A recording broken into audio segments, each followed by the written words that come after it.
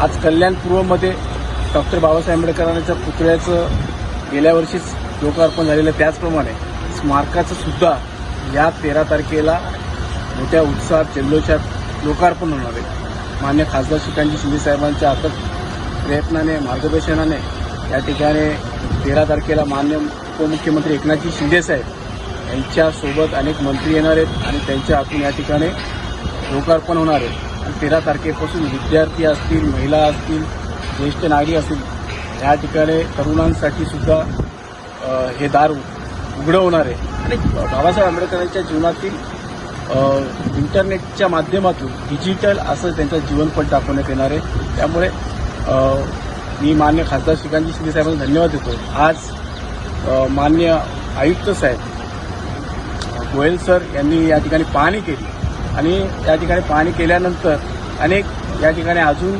सुशोभीकरण कसं करता येईल याची त्यांनी दखल घेतलेली आहे। त्याबद्दल मी आयुक्त सरांचा सुद्धा धन्यवाद देतो।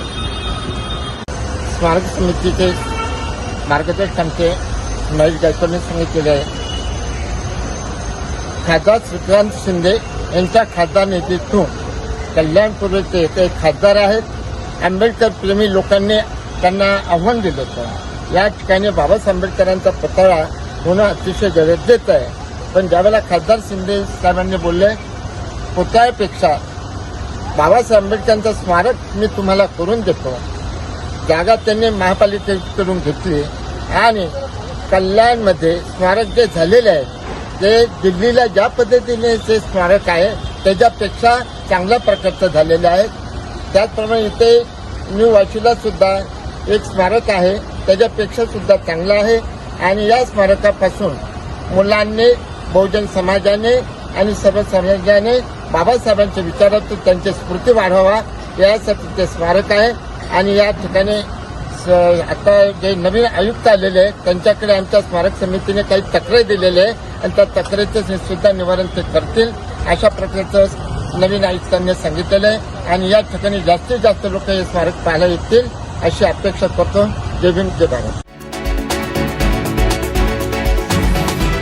काय भावना आहेत? पगार कमी झालाय, कसं जर लाईफ सर्व्हाइव्ह करायची तर किती अडचणी येतात? महिन्याला सुरुवात आमची नाही का किराणापासून होते। पहिले त्याला पैसे द्यायचे, त्याच्यानंतर घर भाडं आहे वगैरे वगैरे भरपूर काही खर्च आहे। आणि सरकार जर आम्हाला 56 आणि 50% जर पगार देत असेल तर आमचा उदरनिर्वाह आम्ही कसा करायचा? आम्ही खूप नाराज आहे आम्ही सरकारवर। तर पगारात जर कमी झाला तर हे सगळं मॅनेजमेंट कसं चुकतं, कसं किती अडचणी येतात? अडचणी सर भरपूर येतात, कारण की पगार जर या 56% काहीच होणार नाही सर। आमच्यावालं घरचं भाडं, रूम भाडं आहे, राशन आहे, सर्व आहे, मुलांचा खर्च आहे। एवढं करत असताना आम्ही लोकांकडून पैसे घेतो, त्यांना वापस कधी द्यायचे? आम्ही सांगतो 7 तारखेला पगार होऊन पैसे द्यायचे, अजून भरपूर लोकांचे पैसे उसने घेतलेले। काही अडचणी असतात, काही घरच्या अडचणी असतात, आई वडिलांच्या अडचणी असतात, तर आम्ही असं करू शकत नाही सर। एवढ्या कमी पगारमध्ये आमचा निर्वाह होऊ शकत नाही। तर आमची सरकारला एवढीच विनंती आहे की त्याने पूर्ण पगार द्यावा, वेळेवर द्यावा आणि बाकीचे महागाई भत्ते वगैरे डी वगैरे असतील ते सर्व पूर्ण करावे।